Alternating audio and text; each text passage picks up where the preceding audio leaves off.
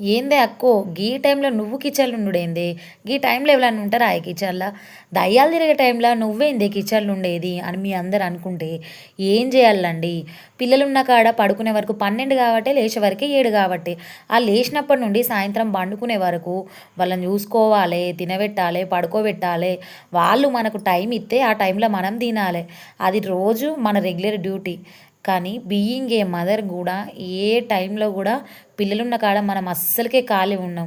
ఎందుకంటే జాబ్‌కి పోయినోడన్నా ఒక టైం ఒక 10 నిమిషాలు, 20 నిమిషాలైనా అట్టిగా వాడు ఆయన కూసునే చైర్‌లోనైనా అట్టిగా ఖాళీగా కూర్చుంటాడు కావచ్చు కానీ, మనం మాత్రం ఒక 10 నిమిషాలు గూడా ఖాళీగా అస్సలకే కూసోం. అవునా కాదా?